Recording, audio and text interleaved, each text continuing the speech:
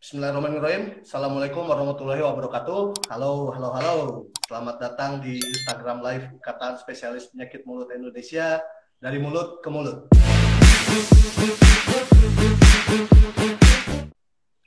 Selamat bergabung untuk Prof, Dokter, Guru, teman sejawat sekalian di Ikatan Spesialis Penyakit Mulut Indonesia, dan terutama sobat-sobat OMers yang juga menyaksikan acara Instagram Live dari mulut ke mulut ini. Pada episode kali ini, kita akan membahas mengenai manifestasi HIV/AIDS di rongga mulut. Tetapi sebelum memulai, nggak bosan-bosannya nih, ISPMI menginformasikan dahulu beberapa hal terkait ISPMI. Pertama, sekarang nih ISPMI udah punya website yang beralamat di www.ispmi.org.id yang berisi fitur pencarian spesialis penyakit mulut terdekat di daerah domisili Sobat OMers. Jadi kalau misalnya dulu Sobat OMers mengalami kesulitan buat nyari dokter gigi spesialis penyakit mulut, atau mungkin ada teman sejawat yang mau merujuk ke dokter gigi spesialis penyakit mulut tapi bingung di mana ya yang terdekat. Nah, sekarang udah bisa memanfaatkan fitur pencarian dokter gigi spesialis penyakit mulut di website ISPMI yang beralamat di www.ispmi.org.id. Tinggal ketik nama kota atau kabupatennya dan nama spesialis penyakit mulut yang terdekat akan segera dimunculkan. Kemudian yang kedua, ISPMI juga sekarang punya media informasi yang tersedia dalam beberapa format. Kalau sukanya nontonin video, ISPMI punya kanal YouTube resmi di youtube.com/@ispmi. Kalau sukanya dengerin audio biar bisa sambil multitaskingan, Sobat OMers bisa meluncur ke Spotify, cari kanal podcast ISPMI di ID dari mulut ke mulut. Dan kalau sukanya baca-baca artikel ringan, di website ISPMI juga ada blog yang menyediakan artikel-artikel ringan seputar kesehatan mulut dan gigi yang tersedia di bagian edukasi website ISPMI. Oke, supaya nggak terlalu lama, saya akan memulai acara ini dengan terlebih dahulu mengenalkan diri saya sendiri. Kan katanya kalau tak kenal maka ta'aruf, kalau kata Dokter Devi di pertama-tama tuh ya. Jadi perkenalkan, nama saya adalah Dokter Gigi Agam Ferry Arwana. Saya dokter gigi spesialis penyakit mulut yang berdomisili di Pekanbaru. Malam ini saya akan menjadi moderator dari narsum yang luar bioskop, kalau kata Cing Abdel ya, luar bioskop yang luar biasa, yang saat ini juga menjabat sebagai Kepala Departemen Ilmu Penyakit Mulut FKG Unisula, Dokter Gigi Rohman Mujianto, SPPM. Halo, Mas Omen. Nah, biasanya dipanggilnya Mas Omen nih. Kita manggilnya Mas Omen aja ya. Halo, Mas. Assalamualaikum, Kang Agam. Waalaikumsalam warahmatullahi wabarakatuh. Gimana kabarnya nih, Mas? Alhamdulillah baik. Apa kabar Pekanbaru? Alhamdulillah. Pekanbaru lagi sering tiba-tiba mendadak hujan nih. Dari panas tiba-tiba hujan, Gitu ya? tiba-tiba hujan. Mudah-mudahan Iya. nggak ada lah malam ini biar sinyal nggak terganggu kita ya.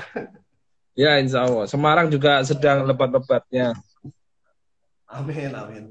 Oke, Mas Omen saat ini lagi sibuk Ya, apa? Kan ya, selain lagi sekolah S3-nya ya, itu makan sibuk banget. Selain itu ada kesibukan lain nggak nih? iya, kebetulan November Desember ini sedang sibuk yang sesuai dengan tema hari ini tentang HIV begitu.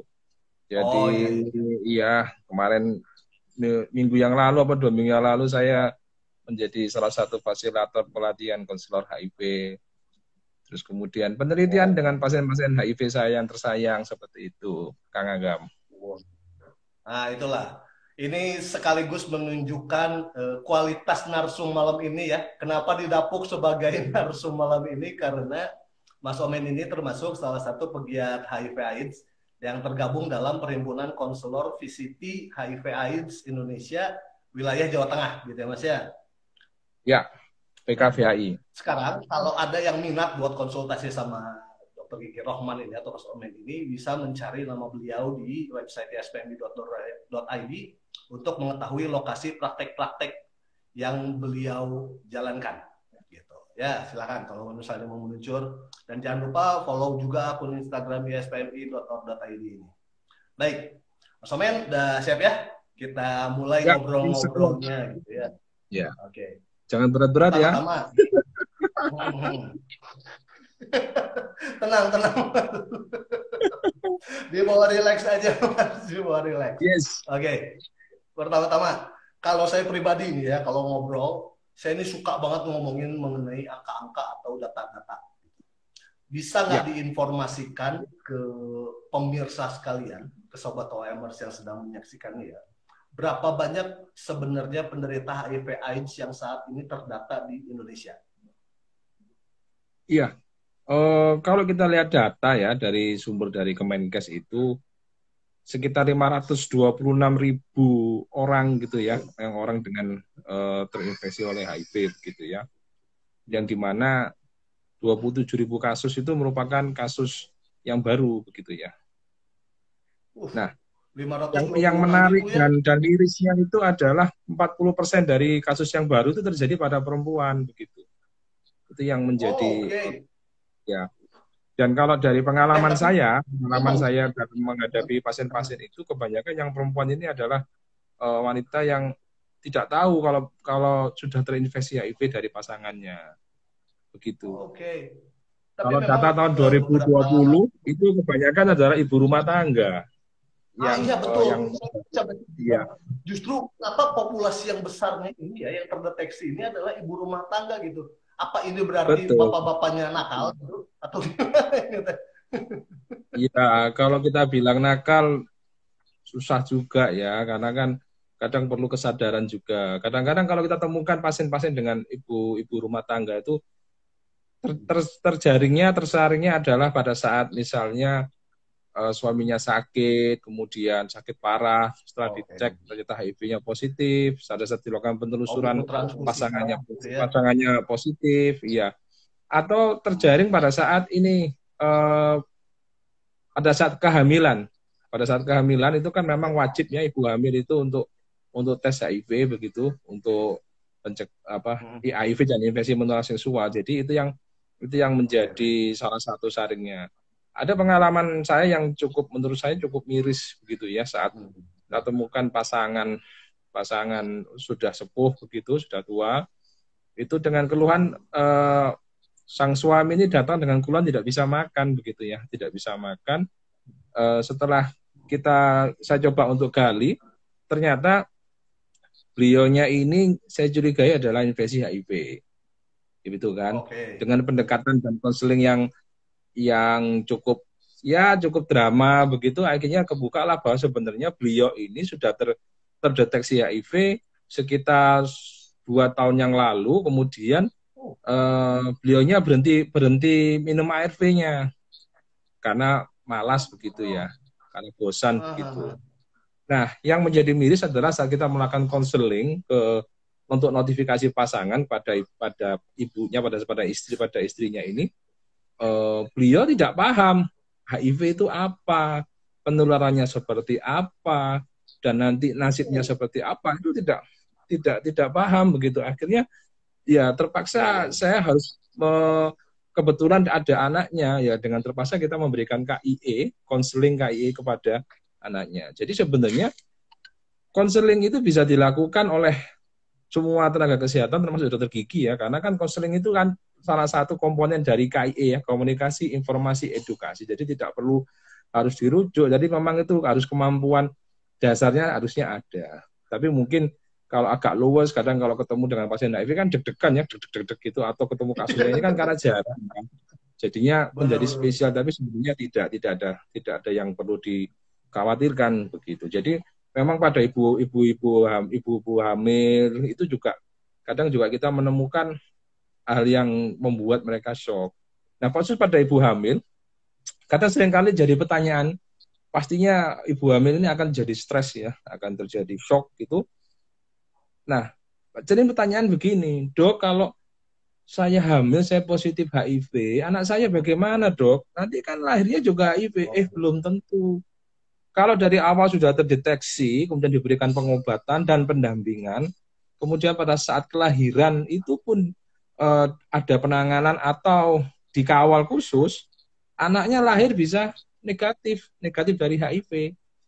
Begitu. Jadi sebenarnya perlu kesadaran juga ya dari pasien, dari tenaga kesehatan. Kalau tenaga kesehatan perlu aware gitu ya. Jangan di ini bukan kasus saya nih, ini saya nggak mampu betul, ini. Jangan seperti itu. Minimal kita memberikan konseling atau kita arahkan kemana untuk mendapatkan ini. Kalau dari segi dakwah kan amar ma'ruf nahi mungkar. Begitu Kang Agam. Jadi ceramah ya. oke oke. Oke, nggak apa-apa. Intermezzo sedikit, ini mah intermezzo sedikit. Biar nggak Iya. terlalu serius juga kita ngomonginnya terlalu sifatnya terlalu akademisi nanti gitu. Oke, kembali dulu ke Ya. angka penderita yang terdata tadi. Kembali memang nggak Yap. bisa dipungkiri bahwa ini kan yang terdata gitu ya. Belum lagi yang Ya. nggak terdata. Itu pun tadi Betul. dibilang disinggung bahwa terdatanya pun secara nggak sengaja gitu. Ya. Karena butuh transfusikan darahnya atau pada saat kehamilan atau melahirkan gitu ya baru terdeteksi. Maka mungkin jadinya yang terdeteksi banyak ini adalah perempuan dan ibu rumah tangga kelompoknya gitu ya adalah gitu ya. Jadi kalau misalnya dengan angka sebesar tadi itu 526.000 itu ini sama dengan kemungkinan kita bertemu dengan para ODHA gitu ya, kita sebutnya ya ODHA, orang dengan HIV AIDS ini ya. Ini berarti kan besar banget ya di praktikan kita gitu ya. Kalau saya sendiri ketemu sama ODHA ini baru 5 kalian lah gitu. Tetapi mungkin itu pun karena jelas ada manifestasi oralnya gitu ya.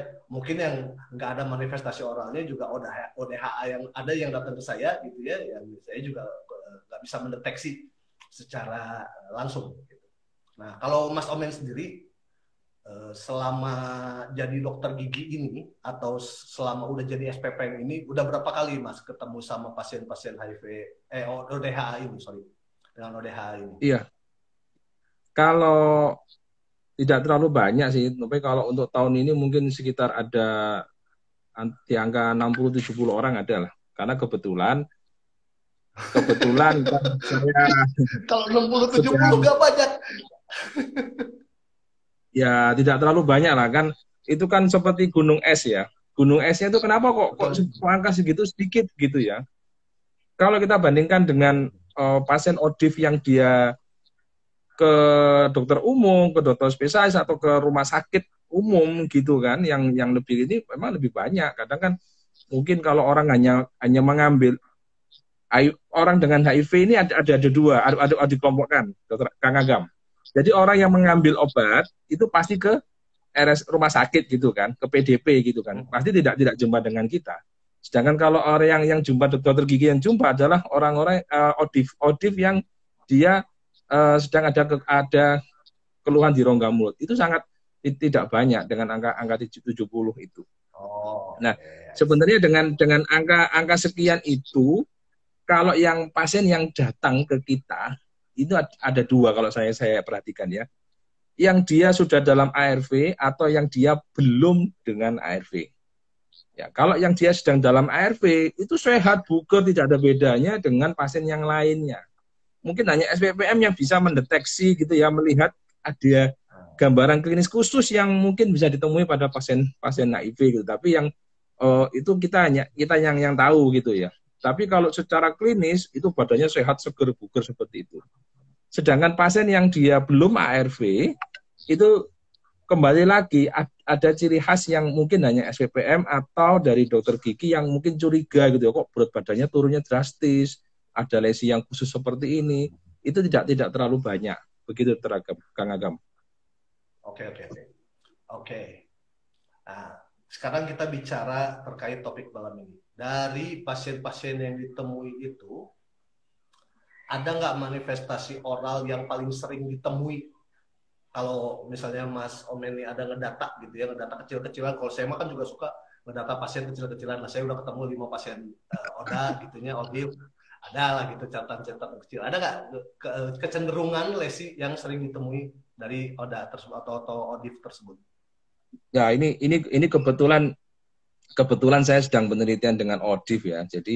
Jadi kalau kita lihat 50% itu kita akan menemukan LGE. Pasien dengan ARV, on ARV, itu kita akan menemukan gambaran klinis LGE, linear gingival erythema, yang sangat khas sekali, yaitu adanya erythematus gingiva pada apa namanya ya, perbatasan Kemerahan gingival margin, pada gingival gingival margin yang sering ditemukan pada gigi anterior. Jadi kalau senyum itu akan terlihat. Nah, LGE ini ciri khasnya adalah adanya gingivitis yang tidak ada hubungannya dengan karang gigi atau kalkulus seperti itu. Oh, oke. Tanpa ada Kemudian karang ya gigi, jadi meradang gitu ya. betul, jadi tidak ada faktor iritan di sana. Dan yang kedua mungkin oral hairy leukoplakia, OHL, tapi biasanya kalau sudah on ARV kita ketemunya tipis-tipis begitu, tidak terlalu tebal seperti itu. Nah, kalau pada pasien HIV yang dia belum mendapatkan ARV, itu yang paling sering adalah oropharyngeal candidiasis, di mana terlihat adanya plak putih yang menyeluruh di rongga mulut sampai kerongkongan. Jadi kalau buka mulut aja, wah ini sudah mengarahnya ke sana, gitu ya. Dan yang satu lagi adalah, betul, yang satu lagi adalah oral hairy leukoplakia, yang tebal. Kalau yang orang yang on ARV biasanya cuma tipis, tinggal titik-titik di daerah lateral lidah begitu. Jadi memang keluhan kalau pasien yang dia belum mendapatkan ARV adalah sulit makan, sulit menelan. Kemudian kita tanya apakah ada berat badan turun. Betul sekali Kang Agam. Iya. Oke. Nah, sebelum kita lanjut ke manifestasi oral HIV/AIDS ini, saya mau ngingetin dulu untuk pemirsa Sobat OAMers yang sedang menyaksikan sekarang. Kalau ada yang ingin bertanya, dipersilahkan melalui kolom question atau kolom komentar, nggak akan disautin. Kamu nanya gitu, nggak akan disautin ya. Nanti kita akan jawab gitu ya langsung tanpa ada email tersebut ya.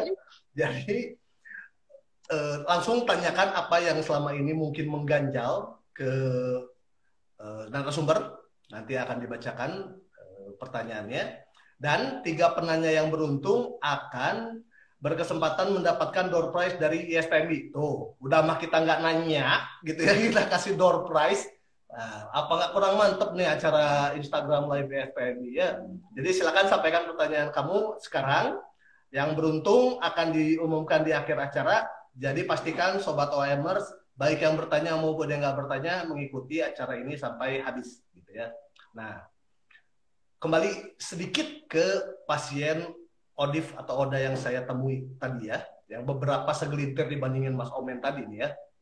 Nah, yang menurut saya agak bisa dibilang mungkin mengkhawatirkan juga ya, mengkhawatirkan kalau mungkin miris juga gitu, bahwa pasien tersebut dirujuk dari sejawat GP, dokter gigi umum, tanpa ada pesan bahwa pasien tersebut ODA atau ODIF, tanpa ada kecurigaan di surat rujukannya gitu ya.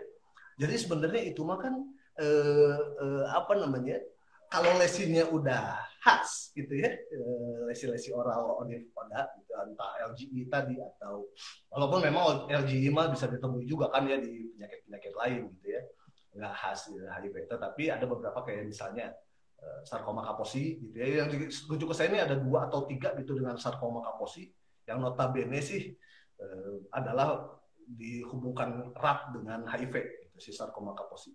Nah, untuk sebagai bekal para Sobat OAMers ini gitu ya, maka Mas boleh dibahas lesi-lesi yang erat dihubungkan yang bisa menjadi penanda awal bahwa seseorang ini dicurigai ke arah kemungkinan sebagai ODA atau ODIF gitu ya, supaya sejawat umum bisa lebih aware bahwa ada kemungkinan itu dan bekerja sesuai universal caution, kewaspadaan universal yang ada gitu, Bang Aras.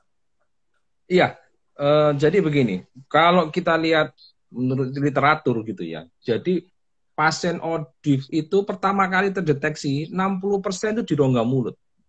Jadi sebenarnya di sini peran teman-teman dokter gigi itu sangat-sangat vital gitu ya. Apalagi zaman digital seperti ini, kalau memang menemukan lesi yang mungkin mencurigakan, mungkin bisa dikonsultasikan dengan teman sejawat ISPMI yang ada di daerah yang terdekat begitu kan. Sekarang kan ada webnya ISPMI, bisa lihat WA-nya, bisa lihat seperti itu, bisa kontak lewat DM Instagram, silakan sebenarnya seperti itu. Jadi sebenarnya tidak ada alasan untuk, wah saya nggak tahu dok, nggak ada alasan seperti itu ya. Nah, 60% ini adalah orang-orang yang datang eh, pada stadium 3 stadium 3 awal yang di mana badannya masih seger. Kita perlu ingat bahwa pasien tahap-tahap dari infeksi HIV itu ada tahap 1, 2, 3. Tahap 1 ini adalah flu-like syndrome yang berlangsung selama 3 minggu. Jadi tidak ada kelihatan secara spesifik begitu ya. Tahap 2 tidak ada gambaran lesi khusus di dalam rongga mulut. Baru pada tahap 2 akhir menuju ke tahap 3 awal ada lesi rongga mulut di sana. Yang paling mudah, yang paling sering adalah adanya oral herilekoplakia, di mana pada daerah lateral lidah biasanya adalah bilateral. Ini ada plak putih yang dia berfisur-fisur. Fisurnya pun khas. Fisurnya plaknya berfisur-fisur yang dia vertikal. Ya, vertikal seperti itu. Itu ciri khas dari oral herilekoplakia. Namun teman-teman sejawat juga harus memperhatikan di gigi sekitarnya. Di gigi sekitarnya apakah ada tambalan atau tidak. Kalau ada tambalan, ada bahan tambalan amalgam atau bahan tambalan komposit, bisa jadi itu adalah OLR, oral lignoid reaction. Tapi kita bisa untuk curiga bahwa itu adalah oral herilekoplakia. Itu ya. Itu kalau pasien tersebut tidak ada keluhan sulit makan. Tapi kalau kemudian meningkat lagi, ada pasien yang dia sulit makan. Kenapa? Saya sudah menelan ini, mulut saya putih semua. Pada saat dibuka, itu di rongga mulutnya, di daerah kerongkongan, itu ada plak putih yang, pseudomembran putih yang dia menumpuk. Begitu. Itu adalah oropharyngeal candidiasis. Itu sudah, ya 90% itu kemungkinan pasien itu HIV. Nah, sebenarnya... Oda atau ODIF ya? Iya, ODIF. Ya, ODIF. Kita perlu bedakan ODIF sama ODA ya. ODIF itu orang yang terinfeksi HIV, sedangkan ODA itu adalah orang yang sudah dalam stadium AIDS, seperti itu ya. Yang datang ke kita ini adalah ODIF biasanya, ya. ODIF yang datang ke kita ini. Nah, kalau ketemu dengan 2 kasus seperti itu, gitu ya, itu yang paling sering ya, maka kita bisa untuk melakukan konseling untuk dilakukan tes, ya, rapid test HIV. Tes HIV itu orang dinyatakan HIV itu harus ada 3 rapid test yang menyatakan ketiga-tiganya adalah reaktif. Kalau salah 1 atau salah 2 hasilnya non reaktif, maka diulang lagi 14 hari kemudian. Kalau yang PMK yang terbaru tentang HIV dan IMS tahun 2022 itu begitu. Jadi 3-tiganya dia positif, reaktif, maka pasien tersebut dinyatakan positif HIV. Nah, kalau salah 1, kalau dia 1 tes, hasilnya tes pertama dia non reaktif, maka dinyatakan dia negatif HIV.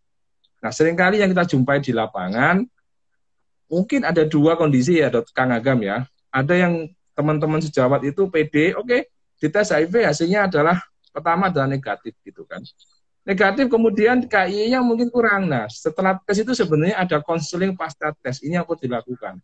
Kadang, tes HIV-nya negatif, dirujuk ke SPPM dengan kondisi pasien yang sangat kalup. Dok, saya itu dites HIV, dok. Saya tuh kan nggak ngapa-ngapain, dok, seperti itu. Saya kan nggak berbuat apa-apa. Akhirnya, dari yang curiganya ke HIV, jadinya malah ke psikosomatis, kan seperti itu. Jadi, jadinya kasusnya menjadi berbeda seperti itu.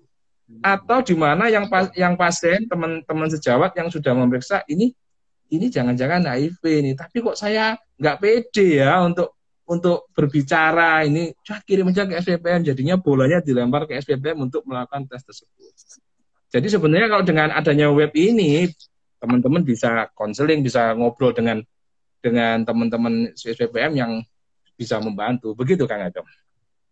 Betul tuh. Itu sebenarnya rambu juga buat GP gitu ya, bahwa satu, walaupun tadi disebutkan yang paling sering ditemui itu OHL, kemudian oropharyngeal candidiasis, bukan berarti begitu ketemu itu langsung kita jor-joran buka pasien, Pak kayaknya bapak atau ibu nih ODA deh gitu ya.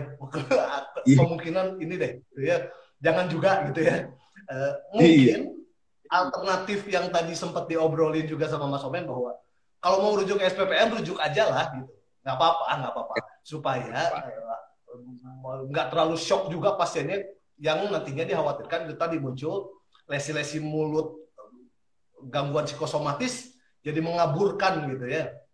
Kan Betul, banyak yang betul belum sekali. tahu bahwa sebenarnya ini gangguan psikosomatis ini merubah yang biasa jadi luar biasa, yang luar biasa jadi WOW gitu ya, jadi wow gitu ya. Jadi kalau misalnya belum merasa kompeten atau soft skill-nya belum terasah gitu ya, mungkin merujuk ke SPPM supaya lebih pasti dulu bahwa ini kemungkinannya berapa persen ke arah ODA atau auditnya akan lebih baik gitu ya Mas ya. Oke, ini kalau ngelihat dari kolom komennya sepertinya udah pada berebutan nih gara-gara tahu narasumbernya kompeten abis nih. Jadi kita mulai bahas dulu satu-satu pertanyaannya Mas Omen ya. Ya, ya, ya. Oke. Ya, Yang banyak sekali nih pertama. yang nanya Nih. nih. Nih bukan main nih. Oke, dari Andosi Nenggolan, manifestasi oral HIV ini baru terlihat ketika pasien terinfeksi HIV berapa lama? Nah, apakah baru udah terlihat ataukah harus udah sekian tahun mengidap itu baru kelihatan atau gimana? Silakan, Mas Omen. Ya, Dibantu jelasin. jadi pasien dengan terinfeksi HIV kalau dia pertama kali yang dirasakan adalah flu-like syndrome. Flu-like syndrome itu apa? Seperti orang yang ya greges demam seperti itu aja, seperti pilek-pilek biasa seperti itu. Kemudian greges ini apa, Mas? Greges nih. Greges demam. Demam. Takut ada yang roaming nanti, takut ada yang roaming. Oh, siap. Ya, seperti orang kena flu biasa, seperti orang kehujanan seperti itu. Meriang. Ya, meriang. Dan biasanya kalau orang Jawa itu diagnosisnya cuma satu, masuk angin begitu ya. Istilahnya seperti itu ya. Benar. Okay. Kemudian setelah pasien terinfeksi dalam jangka waktu 1 bulan, itu sudah seperti pasien sehat normal seperti biasa, itu akan berlangsung 8-10 tahun. Nanti setelah 8-10 tahun barulah muncul kondisi klinis yang khas adanya pasien tersebut masuk ke stadium 3. Ciri khasnya kalau teman-teman GP atau dari masyarakat umum itu adalah selain adanya lesi di rongga mulut, ya, ada jamur atau ada sariawan. Biasanya kalau pasien orang dengan infeksi HIV adalah adanya diare dan penurunan berat badan yang drastis. Kita curiga itu adalah HIV, gitu ya. Jadi kalau misalnya, dok saya sariawan, dok ini jangan-jangan saya HIV, maka pertanyaan saya ke pasien adalah begini, apakah ada penurunan berat badan? Tidak, dok. Baru kemudian yang kedua adalah pertanyaan berikutnya, apakah melakukan kegiatan beresiko? Nah, ingat ya, kegiatan, bukan hubungan yang beresiko ya, kegiatan yang beresiko. Karena kegiatan beresiko itu bisa berupa tato, tindik, atau hubungan seksual yang tidak aman. Nanti kalau ada salah satu, kita betul, penasun, pengguna narkoba suntik. Nah, seperti itu. Seperti itu Kang Agam. Biasanya 8-10 tahun baru kemudian ada muncul lesi di rongga mulut. Seperti itu. Kalau pasien tersebut tidak sadar atau tidak tahu kalau dia terinfeksi HIV. Kalau misalnya pada screening pada ibu hamil, ya kalau sudah terdeteksi awal, ya tidak akan sampai muncul adanya lesi di rongga mulut seperti itu. Karena sudah diberikan ARV. Begitu Kang Agam. Oke. Mantap. Berarti perkiraannya sekitar rata-ratanya 8-10 tahunan. Gitu ya, Dok. Andosi Nenggolan semoga bisa menjawab pertanyaannya. Nah, kemudian ini yang berikutnya nih, Mas Omen. Selain yang tadi disebutin nih ya, selain manifestasi berupa lesi LGE, linear gingival erythema, OHL, oral herileukoplakia, dan orofaringeal candidiasis, ada nggak ulcer yang dihubungkan khas pada ODA atau ODIF? Iya. Gimana? Jadi kalau kita bicara ulcer atau sariawan begitu ya, kita tidak bisa serta-merta langsung berlari ke itu HIV, tidak. Karena kalau kita lihat teorinya kembali gitu kan, bahwa penyebab dari sariawan itu ada sekitar 21 ya. Maka kita harus menyingkirkan satu persatu. Tetapi kata kuncinya tadi adalah adanya penurunan berat badan atau ada diare, maka kita curiga bahwa itu adalah HIV. Baru dicurigai, belum kita memvonis begitu. Maka perlu dilakukan pemeriksaan HIV untuk menyingkirkan diagnosis HIV tadi. Begitu, Kang Agam. Berarti kalau yang khas enggak ya kayaknya ya. Kalau ulcer yang khas Tidak ada, pada tidak ada oda yang khas. atau Kalau sariawan tidak khas, betul. Iya. oke oke oke. Oh, ini ada lanjutan ya. Oh, nanti aja lah. Yang dari Andosina Inggolan tadi lagi. Kayaknya semangat banget gitu ya. Nanyanya luar biasa. Oke. Jadi kalau dibilang ulcer yang khas pada oda atau odif, nggak ada. Gitu ya. Dan tadi juga jangan lupa bahwa udah disebutkan juga bocoran bahwa kalau ada kecurigaan memastikan seseorang itu oda atau odif ini melakukan beberapa tes terlebih dahulu sebelum menyampaikan kemungkinan-kemungkinan tersebut gitu ya pertimbangannya. Baik, untuk yang berikutnya dari Metabarus, yang tadi dari Amalia Ghazali ya. Kalau ini sekarang dari Metabarus, untuk pasien-pasien odif baru dengan kandidiasis atau stomatitis, apakah bisa langsung dirujuk ke dokter gigi atau di puskesmas, apakah bisa diberikan dulu kandistatin? Ini maksudnya bisa dirujuk ke dokter gigi spesialis penyakit mulut mungkin ya? Apakah bisa langsung dirujuk ke dokter gigi SPPM atau di puskesmasnya? Kalau dia di puskesmas, GP puskesmas bisa diberikan dulu kandistatin. Nah, di mana Mas Somen? Mana? Iya. Ya, kalau kita bicara kompetensi, kalau kita bicara SKDGI, standar kompetensi dokter gigi Indonesia, kan ada kompetensi dari dokter gigi GP untuk memberikan pengobatan awal gitu ya. Pengobatan awal. Namun alangkah bijaksananya setelah memberikan pengobatan awal kan pasien diminta untuk kontrol nih. Selama mau menjelang kontrol, silakan untuk menghubungi dari dokter gigi SPPM untuk konsultasi. Dok, ini baiknya bagaimana? Gitu kan. Oh ya sudah, kalau kondisi seperti ini misalnya kondisi tidak membaik, segera rujuk gitu. Atau kalau misalnya memang kan kita jumlahnya masih belum begitu banyak ya Kang Agam ya. Ya kita bantu mungkin ya. Ya, kita bantu untuk kita remote lah seperti itu. Dokter gigi SPPM nggak ada yang galak kok. Dokter gigi SPPM mau baik-baik semua karena kita jaringannya jaringan lunak bukan jaringan keras. Kita manti kekerasan kan ya. Dokter gigi SPPM kan ya. Soft tissue. betul. Nah, gitu. Oke. Jadi kalau misalnya ini untuk pertanyaan tadi berarti bagus konsultasikan ke SPPM juga gitu ya. Kalau sulit mencari mungkin bisa lewat akun media sosial ISPMI di DM, nanti akan diteruskan ke dokter gigi spesialis penyakit mulut yang mana udah kompeten sebagai konselor obesity HIV di Indonesia gitu ya. Oke. Nah, untuk yang selanjutnya ini pertanyaannya luar biasa memang nih. Ini banyak banget, ini banyak banget. Mudah-mudahan kebaca semuanya malam ini ya. Oke, selamat malam dokter dari NHAYU. Apakah oral herilokoplakia yang tadi dibahas menular? Dan apakah harus memisahkan alat makan juga? Terima kasih. Iya. Jadi kalau kita bicara Kalau kita bicara oral herilekoplakia itu adalah infeksi oportunistik HIV. Jadi OHL-nya tidak menular. Ya. Penularan dari pasien dengan terinfeksi HIV itu adalah dari darah. Ingat ya, darah. Jadi bukan dari keringat, bukan dari salaman, bukan duduk bareng gitu. Kalau dari air liur bagaimana? Kalau dari air liur atau saliva, menurut teori saliva itu memiliki protein-protein yang antivirus ya dengan berbagai antimikroba yang lainnya. Ada di zona seperti itu. Namun pada saliva yang tercemar oleh darah ada kemungkinan bisa menularkan virus HIV. Begitu ya. Maka kita tidak boleh yang tercemar darah ini pada kondisi gingivitis akut atau perioditis akut. Betul, ada karang giginya, kemudian gusi berdarah, itu ada kemungkinan bisa menularkan. Tapi kalau kondisinya sehat ya tidak ada permasalahan. Begitu. Jadi kalau mau menjalani pertukaran saliva cari yang sehat, nggak ada gingivitis dan perioditis gitu ya Mas ya. Scaling dulu mungkin kali ya. Benar. Salah satu tips dan trik dari SPPM ini. Yeah. Oke, kita lanjut lagi ya. Ini karena banyaknya kita kebut nih. J Baktiar 779. HIV pada bayi lebih berpotensi menimbulkan tanda di rongga mulut kah?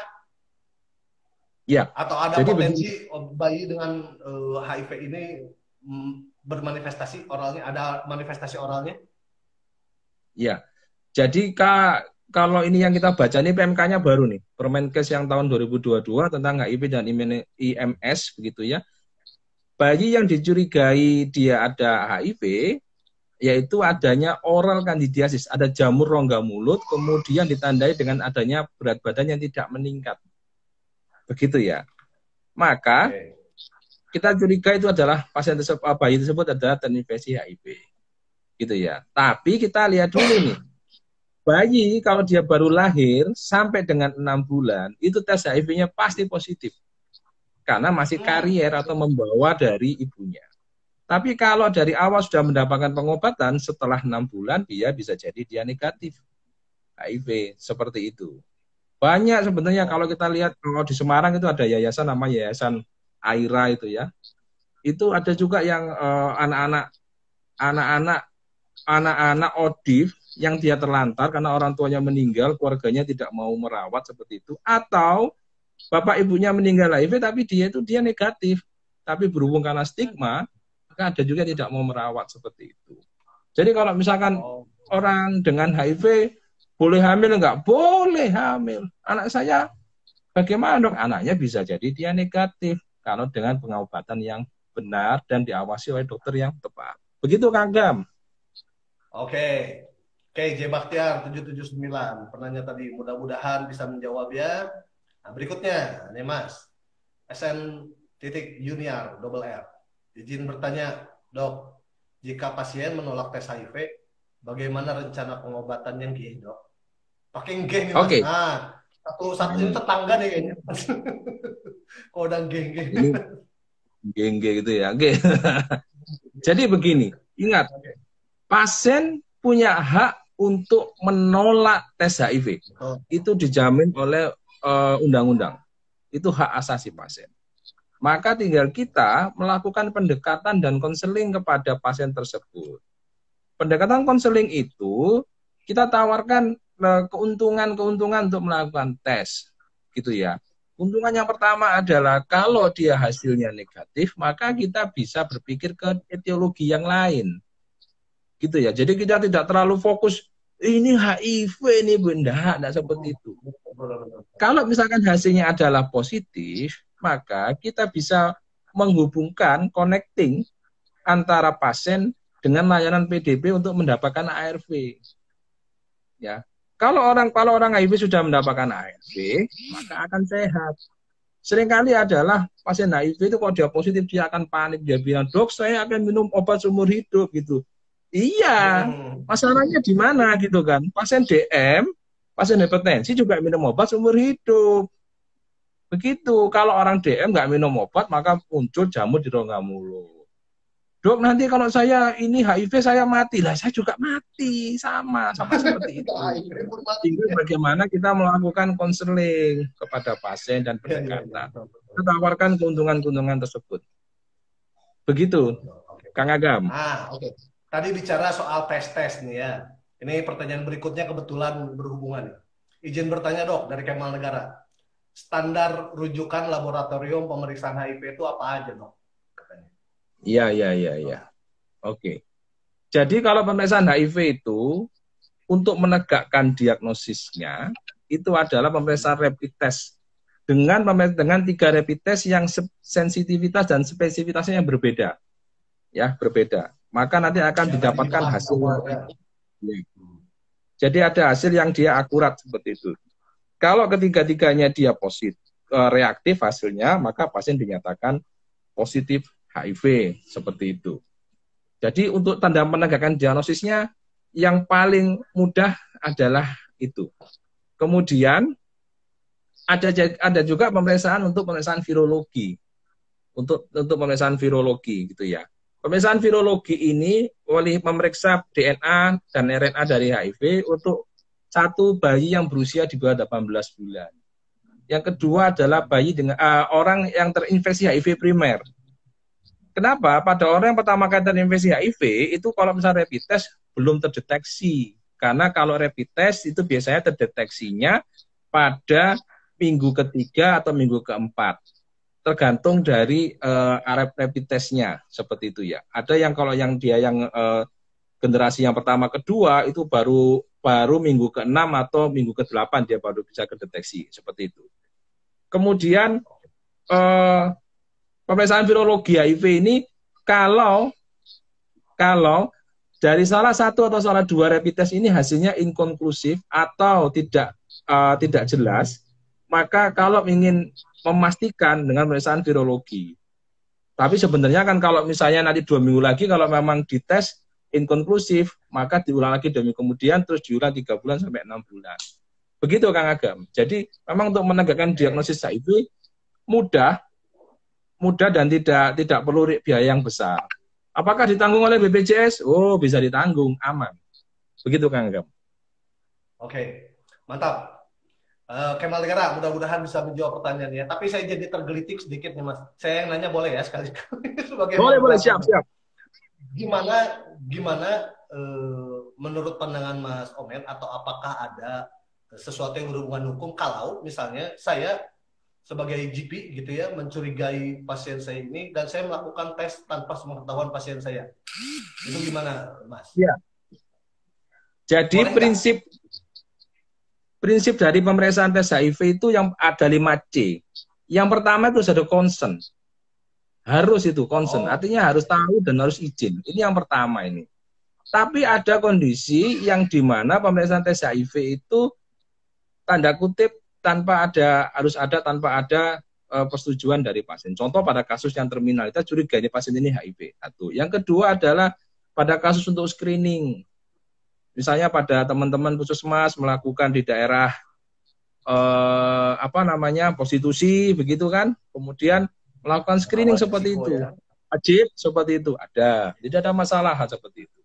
Tetapi hasil tes HIV itu apapun hasilnya tidak boleh dijadikan suatu dasar untuk yang berpengaruh dengan pekerjaan. Contoh misalnya HIV-nya positif, kamu berhenti bekerja, tidak boleh karena di ILO ya, International Labour Organization itu tidak boleh itu.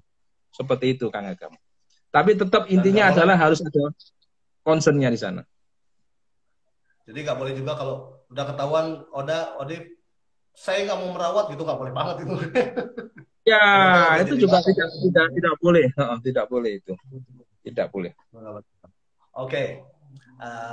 Oke, yang berikutnya ya dari Billy K. Nah, ini nih pertanyaannya Mas Omen banget. Izin tanya dok, kata si Billy. Bagaimana cara menjadi konselor HIV dan apakah orang awam di luar medis juga bisa? Iya. Enggak, Mas? Pertanyaan bagus.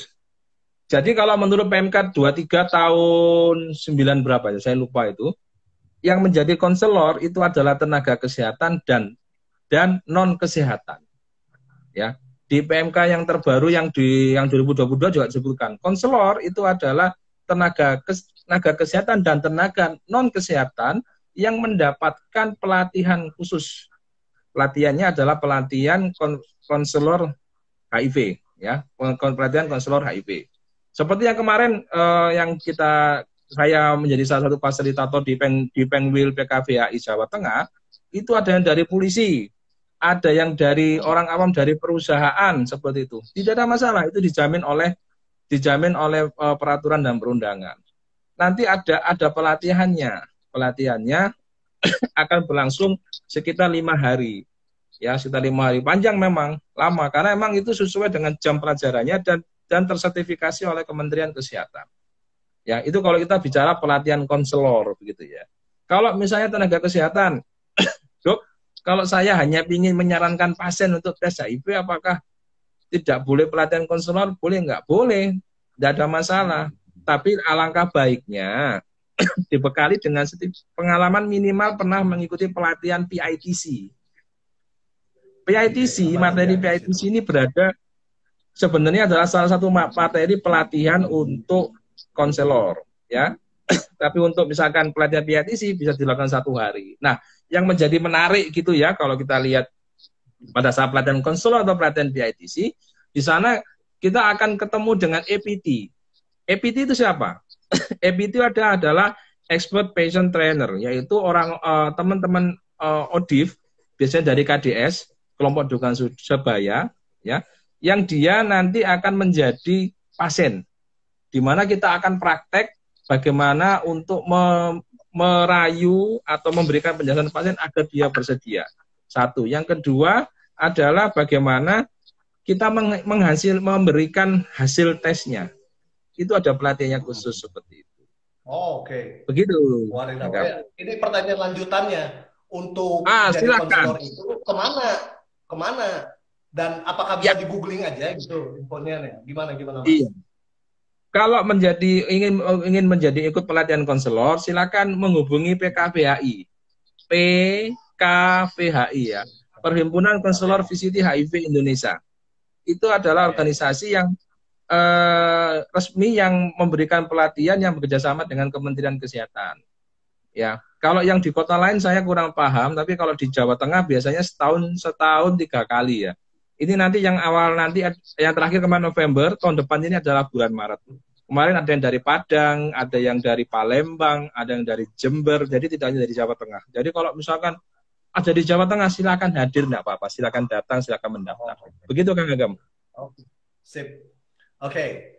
Sebelum kita lanjut nih Mas, terima kasih untuk Sobat OMers yang sudah memberikan pertanyaannya. Ini di luar ekspektasi. Pertanyaannya banyak ya.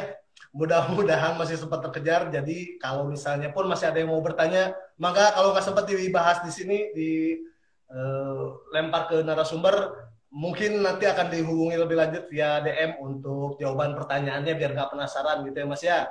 Bisa ya Mas ya? Iya. Forward nanti Mas Omen dijawab, nanti kita balikin lagi ke penanyanya. Jadi jangan ragu kalau tetap masih mau nanya gitu. Itu yang pertama. Kemudian yang kedua juga sekali lagi mengingatkan, jangan lupa untuk mengikuti akun sosial media ISPMI, baik di Instagram, di Facebook dengan ID ispmi.org.id, supaya bisa DM-an menanyakan pertanyaan yang sifatnya sensitif gitu ya, atau nggak bisa langsung di acara Instagram Live dari mulut ke mulutnya ISPMI. Kami persilakan. Silakan. Kemudian yang ketiga, jangan lupa juga untuk menyebarkan acara ini jika dirasa bermanfaat, supaya banyak juga orang lain yang mendapatkan manfaatnya yang sama gitu ya. Oke, Mas Omen, kembali lagi ke pertanyaan nih. Kita kebut lagi Mas. Iya, ini banyak ini. Oke. Wish. Mas Omen ini memang daya tarik seperti ini. Benazir Anwar, sebagai GP, Dok, seberapa sering baiknya melakukan tes HIV? Tunggu dulu, ini maksudnya tes HIV kepada diri kita sendiri atau melakukan tes HIV terhadap yang dicurigai? Kepada diri si dokter lah, gitu ya. Seberapa sering kita melakukan tes HIV? Kan kita berisiko tinggi nih, maksudnya dokter gigi nih ya. Iya. Gimana? Apa sarannya? Iya, jadi begini. Dokter gigi apakah perlu ini tes HIV? Pertanyaannya dikembalikan. Apakah PP-nya sudah benar? Ingat ya, PP-nya sudah benar. Kalau dulu yang buku panduan, ada itu buku panduan pelayanan gigi itu pada pasien HIV, tahun berapa itu ya? Tahun 2013 kalau nggak salah itu. Itu kalau kita baca, itu sebenarnya kalau dengan kondisi yang sekarang, itu masih relevan. Kalau kita lihat bahwa pemakaian APD-nya adalah di level 2 minimal. Ya, di level 2. Jadi kalau kita sudah menggunakan PPI yang benar, APD yang benar, menggunakan cairan sterilisator itu dengan benar, tidak perlu khawatir dengan HIV. Gitu ya. Nah, untuk yang pemakaian APD dan sterilisasi bisa download di webnya ISPMI yang tentang panduan praktek dokter gigi yang dikeluarkan oleh PDGI atau apa itu ya, yang penulisnya Prof. Rahmi itu. Nah, itu dari teman-teman bisa lihat di situ. Nah, bisa dilihat di situ. Ada silakan download di sana. Sama, kita melakukan tindakan dengan pasien umum atau pasien dengan HIV sama, nggak ada permasalahan begitu. Ruangannya seperti apa sama. Dok, nanti kalau terciprat bagaimana? Lah kalau sudah pakai APD kan nggak perlu takut seperti itu. Seperti itu ya. Ya, jadi bukunya ada, silakan download tuh di webnya ISPMI itu ya. Begitu Kang Agam. Oke, mantap. Berikutnya dari Dewi Arsita.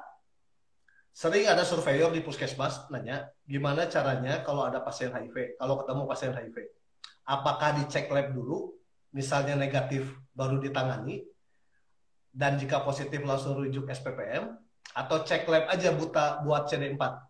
Nah, gimana? Nah, ini ya. Pertanyaannya udah banyak, serius-serius lagi, yo luar biasa. Waduh, ampun, Iya. ampun. Oke. Jadi gini, untuk men-screening pasien itu HIV atau tidak, maka harus ada infeksi oportunistiknya ada, gejala klinisnya jelas. Ya, ingat ya, itu ya. Okay. Apa? Penurunan berat badan yang drastis, ada diare. Di ruang gamut ada apa? Ada orofaringal candidiasis atau ada OHL. Baru kemudian pasien dites HIV. Kalau tidak ada, ya nggak perlu. Begitu ya. Atau kemudian pemeriksaan Budipor. Ya. Atau ada riwayat kegiatan beresiko tadi. Betul. Kalau pemeriksaan CD4 itu dites tiap 6 bulan sekali. Jadi pada saat awal pasien dengan infeksi ODIF dinyatakan dia positif, maka dicek CD4-nya. Kemudian 6 bulan kemudian dicek CD4-nya lagi. Dia pemeriksaan CD4 itu hanya tiap 6 bulan untuk mengetahui efektivitas pengobatan dari ARV-nya. Seperti itu ya. Kalau sudah misalkan awal ARV-nya 200, kemudian diberikan CD4-nya 200, kemudian diberikan ARV 6 bulan kemudian CD4-nya meningkat. Oh, berarti responnya bagus ini terhadap ARV. Begitu. Kemudian ada biasanya pertanyaan konselor begini. Kalau ada pasien HIV perlu nggak dipisah? Begitu ya. Kalau ada pasien HIV perlu nggak dipisah? Jawaban bijaksananya adalah PPI pada pasien HIV dan PPI pada pasien biasa adalah sama. Menurut undang-undang itu sama. Saya pernah ini ya, jadi curhat gitu ya. Ada asesor yang wow gitu, sangat canggih gitu, mengatakan bahwa ini pasien HIV harus dipisah. Hari Senin pasien HIV, hari Selasa pasien TB, hari Rabu pasien herpes dan lain-lainnya. Pertanyaan saya yang kepada asesor, kalau pasien HIV tersebut ada TB, ada herpes, apakah tubuhnya harus dibelah? Separuh hari di Senin, separuh di Selasa, dan paruh April? Tidak bisa menjawab. Jadi sebenarnya yang perlu kita perawatan pada pasien HIV adalah PPI-nya. PPI-nya kalau kita benar, tidak ada alasan kita untuk menolak pasien HIV. Kalau kita bisa ramah, kenapa harus stigma? Seperti itu, Kang Agam. Oke, mantap, mantap. Ada pesan sponsornya ya, kalau bisa ramah kenapa harus stigma. Cakep. Oke, nah terkait kalau ketemu pasien ODA atau ODIF ini. Ini ada pertanyaan yang sehubungan nih. Dari Sarah Mersil, selamat malam dok, mau tanya. Kalau misalnya udah ketemu dengan pasien yang mungkin mengaku bahwa terbuka gitu ya, saya ODA, saya ODIF gitu ya. Apa yang harus diperhatikan bagi dokter gigi saat melakukan perawatan gigi terhadap pasien tersebut? Oke.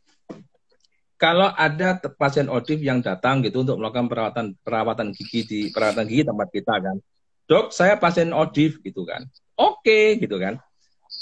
Yang perlu kita berikan rambu-rambu adalah kita tidak perlu melakukan tindakan yang berlebihan. Apakah itu stigma? Tidak. Kalau contoh misalnya, dok ini saya mau bleaching gitu kan. Boleh nggak? Boleh. Tapi ingat, resiko bleaching apabila kita melakukan tidak benar akan mengiritasi dari gingiva. Kalau gingiva pasien ODIF ini ada iritasi, maka ada jalan masuk infeksi ke dalam tubuh si pasien. Maka kalau melakukan harus dengan prosedur yang benar, meminimalisir adanya resiko. Jadi tidak ada permasalahan. Ingat, PPI-nya harus sama. Dok, saya mau pasang bracket gitu. Boleh, tidak ada permasalahan. Tapi kita harus memberikan penjelasan kepada pasien, kalau ada bracket maka ada resiko, misalnya ada trauma, ada benturan, ada sariawan, ada perubahan periodontal, maka akan menjadi jalan masuk dari infeksi yang kita tidak ketahui. Begitu Kang Agam. Oke. Berarti ini sepertinya bisa menjawab pertanyaan dari W3N_S1Lien_T1 yang menanyakan tipsnya apa untuk menghindari penularan dari pasien yang dicurigai ODA ke dokter gigi. Ini termasuk ya, perhatikan PPI dan APD tadi. ya, Wenslien P1 nih susah bener dah bacanya. Tolong nanti kalau ada yang mau nanya username-nya diganti dulu pakai yang gampang dibaca gitu ya, Sobat OMers ya. Yang jangan menyusahkan Iya. moderator atau narasumber menyebutkan gitu ya. Oke. Oke, ini terakhir kayaknya. Pertanyaannya masih ada sekitar 3.427 lagi. Tapi Ya. karena keterbatasan waktu, kita sisain satu pertanyaan terakhir ya dari Sobat OMers ini. Dari Ivan Led 510. Ini sekaligus untuk mengingatkan juga, tadi sebenarnya mungkin udah pernah dibahas di awal tadi. Tapi kalau yang baru bergabung juga bisa tahu bahwa idealnya berapa lama melakukan rapid test HIV pada pasien setelah yang bersangkutan mengakui melakukan kegiatan beresiko, Dok. Terima kasih. Iya. Jadi kalau ada pasien yang datang, Dok, saya baru melakukan kegiatan beresiko, entah penasun, entah hubungan yang beresiko, maka kita perlu menanyakan kapan terakhir melakukan kegiatan beresiko. Ya. Kalau kapan terakhir melakukan kegiatan beresiko, maka kita tarik ke belakang, ke depan sekitar 1 bulan sampai 4 minggu sampai 6 minggu kemudian, baru kemudian dilakukan tes HIV. Dok, saya maunya tes sekarang. Oke, lakukan tes sekarang. Ya, setelah tes sekarang, kemudian hasilnya non reaktif. Oke, karena ada kegiatan beresiko, maka nanti akan diulang lagi. Nah, seperti itu. Ingat, prinsipnya adalah tiga-tiganya harus reaktif, maka dinyatakan dia negatif. Kalau salah satu atau salah dua hasilnya berbeda, maka inkonklusif, maka diulang lagi. Seperti itu. Dok, kalau misalkan saya ini sudah tes, Dok, hasilnya ini non-reaktif, terus bulan depan saya tes lagi, bulan depan terus tes lagi. Apakah boleh, Dok? Tidak boleh, tidak perlu. Maka kalau ada pasien seperti ini, maka sudah masuk ke dalam gejala psikosomatis. Maka kita juga bekerjasama dengan dari psikiatri untuk mengatasi kecemasan dari pasien ini. Apakah wajar? Wajar. Ya namanya ada perasaan bersalah kali ya, jadi wajar. Seperti itu. Begitu Kang Agam. Oke. Baik, ini karena keterbatasan waktu, maka mohon maaf untuk yang 3.426 sisanya tadi, kayaknya kita jawabnya nanti melalui Japri ya. Kalau misalnya masih penasaran, boleh mend-DM akun ispmi.or.id Instagram. Dan saatnya untuk mengumumkan pemenang door prize malam ini. Selamat untuk SN titik Junior double R, kemudian BILLJK ___ dan Benazir Anwar. Mohon pada penanya yang beruntung tersebut bisa mend-DM akun Instagram @ispmi.or.id terkait pengiriman hadiah door prize-nya, gitu ya. Terakhir, sekali lagi diingatkan untuk Sobat OMers yang baik itu sebagai dokter gigi maupun awam yang membutuhkan informasi mengenai dokter gigi spesialis penyakit mulut terdekat, sekarang bisa mengakses website ispmi.or.id untuk mencari. Kemudian jangan lupa juga untuk mengikuti akun sosial ISPMI di Facebook dan Instagram dengan ID @ispmi.or.id atau di youtube.com/ispmi. Kemudian mengingatkan juga untuk Sobat OMers yang nggak mengikuti dari awal atau mungkin sinyalnya nge-lag, patah-patah jelek pas lagi nonton, bisa menonton rekaman ulangnya di kanal YouTube ISPMI. Jadi pastikan udah like, komen, dan subscribe, follow akun YouTube ISPMI di youtube.com/ispmi. Oke, terima kasih untuk semua pertanyaan yang telah diberikan. Terima kasih kepada narasumber kita yang luar biasa, Dr. Gigi Roman Mujayanto SPPM, Mas Omen. Kita jumpa lagi di acara berikutnya. Assalamualaikum warahmatullahi wabarakatuh. Waalaikumsalam warahmatullahi wabarakatuh. Assalamualaikum warahmatullahi wabarakatuh. Selamat datang di Instagram Live Ikatan Spesialis Penyakit Mulut Indonesia, dari mulut ke mulut.